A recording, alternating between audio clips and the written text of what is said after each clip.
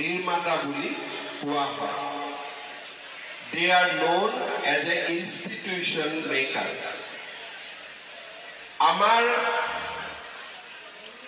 এই বিদ্যালয়খন দেশভক্ত তৰুণৰাম ফুকন উচ্চতৰ মাধ্যমিক বিদ্যালয়। এই বিদ্যালয়খনৰ জন্ম আৰু প্ৰতিপালনৰ সৈতে বহুতো বিদ্যানুৰাগী আৰু অনুষ্ঠানৰ নাম জড়িত হৈ আছে। এই সম্পৰ্কত সবাতোকৈ প্ৰথমে আমি অসম সাহিত্য সভাৰ নাম উল্লেখ কৰিব লাগিব।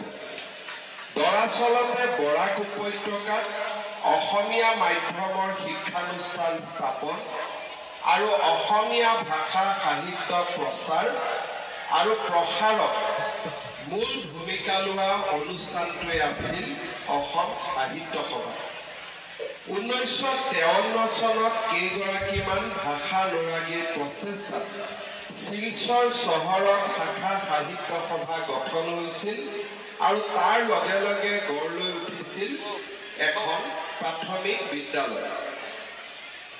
পৰৱৰ্তী সময়ত শিলচৰ শাখা সাহিত্য সভাৰ বছৰেকীয়া অধিৱেশনত লোৱা সিদ্ধান্ত অনুসৰি 1960 চনত স্থাপিত হৈছিল বৰ্তমানৰ দেশভুক্ত তৰুণৰাম ফুকন মধ্য ইংৰাজী বিদ্যালয়।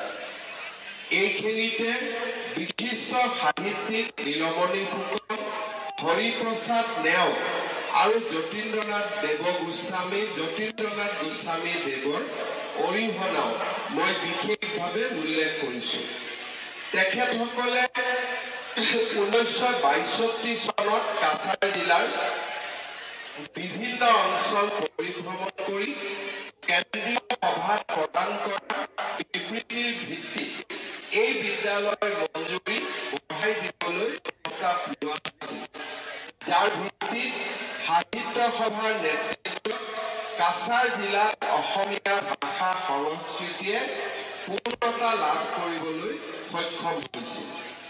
ব্ৰহ্মপুত্ৰ উপত্যকাৰ পৰা কৰ্মসূত্ৰে অহা চৰকাৰী বিষয়া কৰ্মচাৰীসকলৰ সন্তানৰ বিষয়ে বিশেষকৈ লক্ষ্য কৰি 1971 চনত এখন অসমীয়া মাধ্যমৰ উচ্চ মাধ্যমিক বিদ্যালয় গঠনৰ প্ৰচেষ্টা আৰম্ভ হৈছিল। এই ক্ষেত্ৰত চৰকাৰী বিষয়া কৰ্মচাৰীৰ লগতে স্থানীয় বহুত শিক্ষানুৰাগী ব্যক্তিয়ে আগভাগ লৈছিল। শাখা সভাৰ দ্বাৰা পৰিচালিত বিয়লি চৰা ধোৱা আলোচনাৰ ভিত্তিত দেশভক্ত তৰুণৰাম ফুকন মধ্য ইংৰাজী বিদ্যালয়খনকে উচ্চ মাধ্যমিক বিদ্যালয়লৈ উন্নীত কৰাৰ প্ৰস্তাৱ গ্ৰহণ কৰা হয়।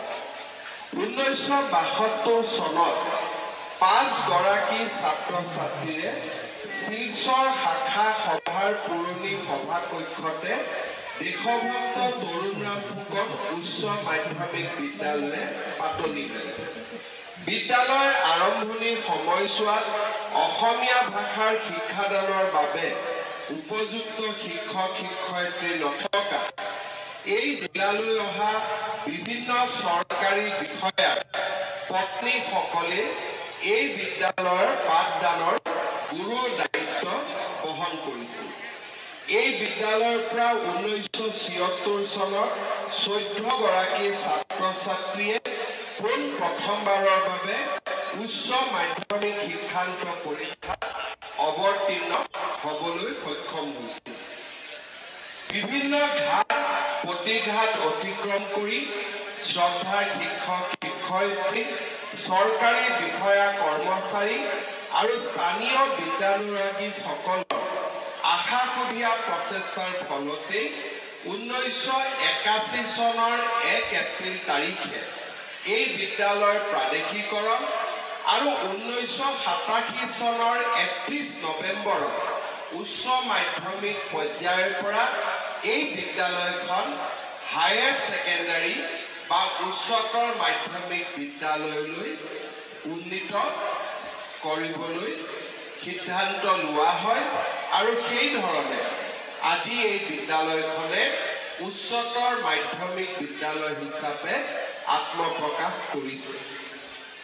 ডক্টৰ ভূপেন হাজৰিকাই এই বিদ্যালয়খনৰ যাতে সুন্দৰ গৃহ নিৰ্মাণ হ'ব পাৰে তাৰ বাবে তেখেতে নিজে ইয়াত সংগীত পৰিৱেশন কৰি বিদ্যালয়খনৰ ইতিহাসত এক গভীৰ ছাপ পেলাই থৈ গৈছিল।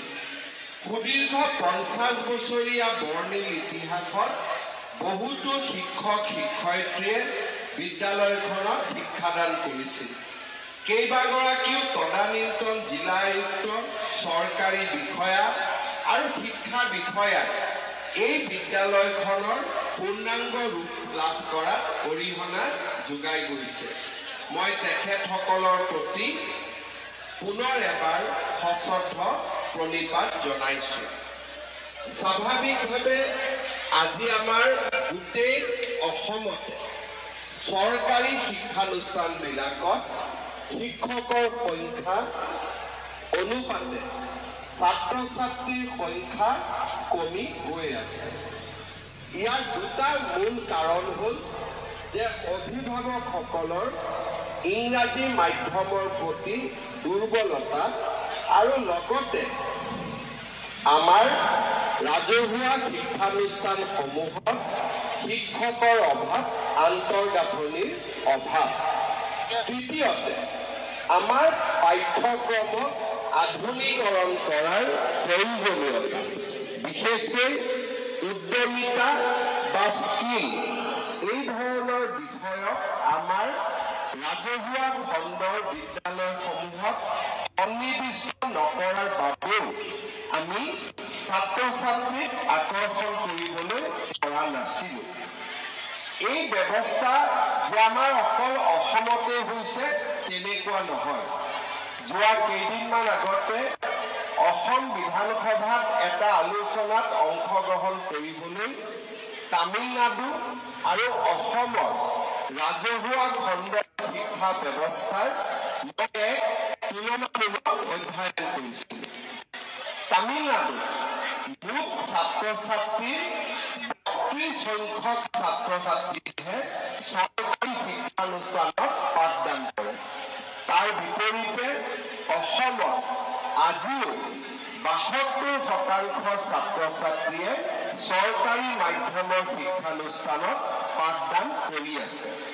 অৰ্থাৎ এতিয়াও অসমৰ ৰাইজৰ বাবে আমাৰ ৰাজহুৱা খণ্ডৰ শিক্ষানুষ্ঠানসমূহে আজিৰ দিনতো গুৰুত্বপূৰ্ণ ভূমিকা পালন কৰি আহিছে।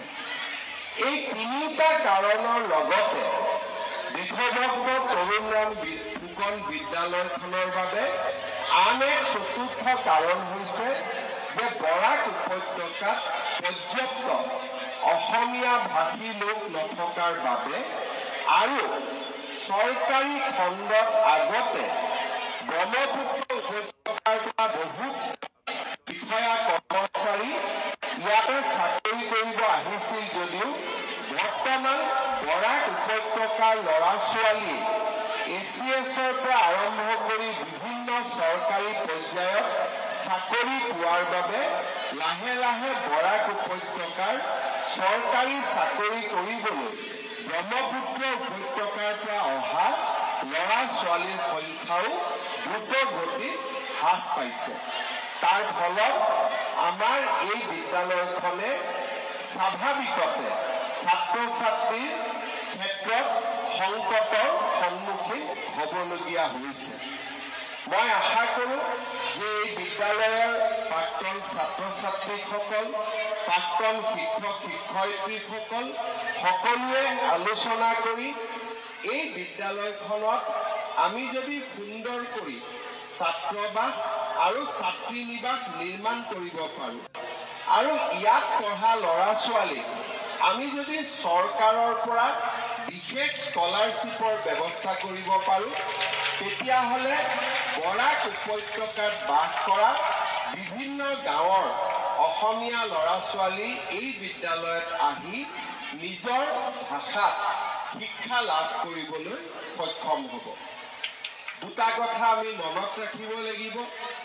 অসমত এটা দিন আছিল যে বিভিন্ন কাৰণত বঙালী ভাষা আৰু অসমীয়া ভাষাৰ মাজত প্ৰতিযোগিতা আছিল আৰু কোন ভাষাৰ পৰা কোন ভাষাৰ সৃষ্টি হৈছে তাৰ ওপৰত বৌদ্ধিক জগতখনত বিতৰ্কও হৈছিল, যুক্তিৰ আন্দোলনো হৈছিল আৰু কেতিয়াবা যুক্তিৰ আন্দোলনে ডাঙৰ আন্দোলনৰো ৰূপ লৈছিল। কিন্তু যোৱা কেইটামান বছৰত আমাৰ মাজত প্ৰতিযোগিতাৰ পৰিৱৰ্তে এটা সদ্ভাৱ নিৰ্মাণ হৈছে আৰু বঙালী অসমীয়া এই দুইটা ভাষা আমাৰ ৰাইজে নিজৰ নিজৰ সুবিধা আৰু পছন্দ অনুসৰি ব্যৱহাৰ কৰাৰ পৰিৱেশো নিৰ্মাণ হৈছে। যোৱা কেইটামান দিনত কেইবাটাও ডেভেলপমেণ্ট হৈছে যি বৰাক আৰু ব্ৰহ্মপুত্ৰ উপত্যকাকো ৰাইজৰ দুইটা উপত্যকাৰ ৰাইজক ওচৰ চপাই লৈ আহিছে। 2014 চনৰ পিছত যেতিয়াৰ পৰা আমাৰ মিটাৰ গছ ৰেলৱে ট্ৰেক ব্ৰডগেজ হ'ল, নিয়মীয়াকৈ ৰেলৰ চলাচল আৰম্ভ হ'ল আৰু ৰাস্তা ঘাটৰ উন্নতি হ'ল, বৰাক আৰু ব্ৰহ্মপুত্ৰৰ মাজত নিৰন্তৰ দূৰত্ব কমিছে। আৰু কেইটামান দিন আগতে প্ৰধানমন্ত্ৰী নৰেন্দ্ৰ মোদী ডাঙৰীয়াই বঙালী আৰু অসমীয়া দুইটা ভাষাকে ধ্ৰুপদী ভাষাৰ মৰ্যাদা দি, ক্লাছিকেল লেংগুৱেজৰ মৰ্যাদা দি দুইটা ভাষাই সম্পূৰ্ণ স্বতন্ত্ৰ ভাষা বুলি প্ৰধানমন্ত্ৰী ডাঙৰীয়াই লোৱা সিদ্ধান্তৰ পিছত আমাৰ বৌদ্ধিক সমাজতে কোন ভাষা ক'ৰ পৰা আৰম্ভ হৈছে তাৰ বিতৰ্কই নতুন ৰূপ লৈছে। বঙালী আৰু অসমীয়া ভাষাৰ মাজত প্ৰতিযোগিতা নোহোৱা হৈছে আৰু আমি অসমীয়া ভাষা ব্যৱহাৰ কৰা লোকসকলে বিভিন্ন শিলালিপি, বিভিন্ন পাণ্ডুলিপিৰ জৰিয়তে আমাৰ ভাষাৰ অতীত, বৰ্তমান আৰু ভৱিষ্যতৰ চিন্তাত আমি মনোনিৱেশ কৰিছোঁ। ঠিক সেইধৰণে বঙালী ভাষী লোকসকলেও তেওঁলোকৰ নিজৰ অতীত, বৰ্তমান আৰু ভৱিষ্যতক লৈ চিন্তা আৰম্ভ কৰিছে। মই ভাবোঁ বঙালী ভাষা আৰু অসমীয়াৰ মাজত প্ৰতিযোগিতা নোহোৱা হোৱাৰ ফলত এতিয়া দুইটা ভাষাই উত্তৰণ আৰু উন্নয়নৰ ফালে গতি কৰিব। মই বৰাক উপত্যকাৰ ৰাইজক অনুৰোধ কৰিম, আমি আমাৰ ব্ৰহ্মপুত্ৰ উপত্যকাত যেনেকৈ সময়ে সময়ে বংগ সাহিত্য সভা অনুষ্ঠিত হয়, কেতিয়াবা বৰাক উপত্যকাৰ ৰাইজেও আমাৰ বৰাক উপত্যকাত অসম সাহিত্য সভাৰ অধিৱেশন নিমন্ত্ৰণ কৰিব লাগে, যাতে আমাৰ দুইটা উপত্যকাৰ ৰাইজৰ মাজত সম্পৰ্ক আমি আৰু নিবিড় কৰিব পাৰোঁ। প্ৰতিযোগিতাৰ পৰিৱৰ্তে দুইটা ভাষাই পৰস্পৰক সহযোগিতা কৰি আমি আগুৱাই যোৱাৰ পথ মুকলি কৰিব পাৰোঁ। শ্ৰদ্ধাৰ সুধীবৃন্দ, আজি যেনেকৈ অসমীয়া মাধ্যমৰ বিদ্যালয়ত শিক্ষকৰ অভাৱ হৈছে, আমাৰ ছাত্ৰ ছাত্ৰীৰ অভাৱ হৈছে, সেইধৰণে ব্ৰহ্মপুত্ৰ উপত্যকাৰ বঙালী ভাষাত চলি থকা শিক্ষানুষ্ঠানবিলাকতো ছাত্ৰ ছাত্ৰীৰ অভাৱ হৈছে। কেইবাখনো শিক্ষানুষ্ঠানে এইবাৰ আমাক আবেদন কৰিছে যে বঙালী ভাষাৰ মিডিয়ামৰ লগতে তেওঁলোকক ইংৰাজী মিডিয়ামো লাগে, যাতে ডুৱেল মিডিয়ামত তেওঁলোকে শিক্ষক আৰু ছাত্ৰ ছাত্ৰীক আকৰ্ষণ কৰিব পাৰে। আৰু এনে ব্যৱস্থা আমাৰ নতুন নহয়। নলবাৰী জিলাৰ আটাইতকৈ পুৰণা শিক্ষানুষ্ঠান গৰ্ডন স্কুলত এইবাৰ যোৱা 5 বছৰৰ পৰা ইংৰাজী আৰু অসমীয়া মাধ্যমৰ বিদ্যালয় একেটা চৌহদে আৰম্ভ কৰিছে আৰু দুইটা মিডিয়ামতে ছাত্ৰ ছাত্ৰীৰ সংখ্যা বাঢ়িছে। পৰৱৰ্তী সময়ত মোৰ সমষ্টিৰ ৰংমহল উচ্চতৰ মাধ্যমিক বিদ্যালয়তো মই অসমীয়া আৰু ইংৰাজী ভাষা দুইটা মিডিয়ামৰে স্কুল একেলগে স্থাপন কৰিছিলোঁ আৰু দুইটা মিডিয়ামতে এতিয়া ছাত্ৰ ছাত্ৰীৰ সংখ্যা বাঢ়িছে। মাত্ৰ আমি এটা চৰ্ত দিছিলোঁ যে আমাৰ অসমীয়া মাধ্যমৰ বিদ্যালয় ইংৰাজী মাধ্যম আমি খুলিলেও আমাৰ এই মাধ্যমত অসমীয়া ভাষা নিশ্চিতভাৱে পঢ়িবই লাগিব আৰু অসমীয়া বুৰঞ্জী অসমৰ বুৰঞ্জীখনো অসমীয়া ভাষাতে পঢ়িব লাগিব।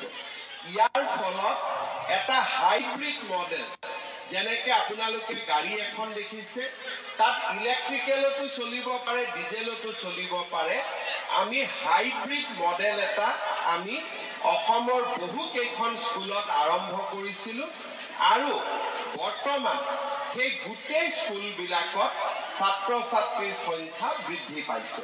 মই আশা কৰোঁ আমি আগুৱাই গৈ এনেবোৰ নতুন ইনোভেটিভ কথাও চিন্তা কৰিব পাৰোঁ, যাতে অংক, ইংলিছ, মেথছ, ইংলিছ আৰু ছায়েন্স আমাৰ ল'ৰা ছোৱালীয়ে ইংৰাজী মিডিয়ামত পঢ়িব পাৰে, বুৰঞ্জী, সমাজ অধ্যয়ন আৰু অসমীয়া, বঙালী বা অসমীয়া মিডিয়ামত পঢ়িব পাৰে।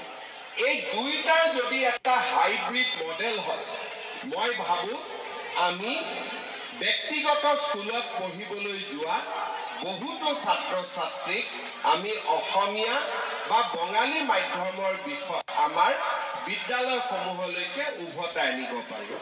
শেষত এডভান্টেজ অসম সামিটৰ সময়ত আমি নেলকো আৰু টাটা নামৰ দুটা ডাঙৰ কোম্পানীৰ সৈতে এখন মেমৰেণ্ডাম অফ আণ্ডাৰষ্টেণ্ডিং কৰিছোঁ, যাৰ জৰিয়তে হায়াৰ ছেকেণ্ডাৰী পৰ্যায়তে আমাৰ ল'ৰা ছোৱালীক তেওঁলোকে আৰ্টিফিচিয়েল ইণ্টেলিজেঞ্চ, মেচিন লাৰ্ণিং, ৰবাটিক্সৰ ওপৰত তেওঁলোকে শিক্ষা দিব আৰু লাহে লাহে তেওঁলোকক ইণ্ডাষ্ট্ৰী 4.0 উপযোগীকৈ নিৰ্মাণ কৰাৰ দিশত লৈ যাব।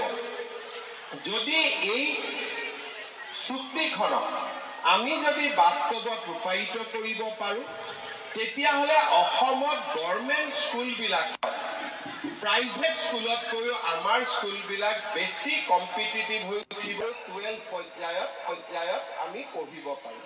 মই আশা কৰোঁ যে এনেধৰণৰ প্ৰচেষ্টাই আমাৰ শিক্ষানুষ্ঠানসমূহক আগুৱাই লৈ যাব।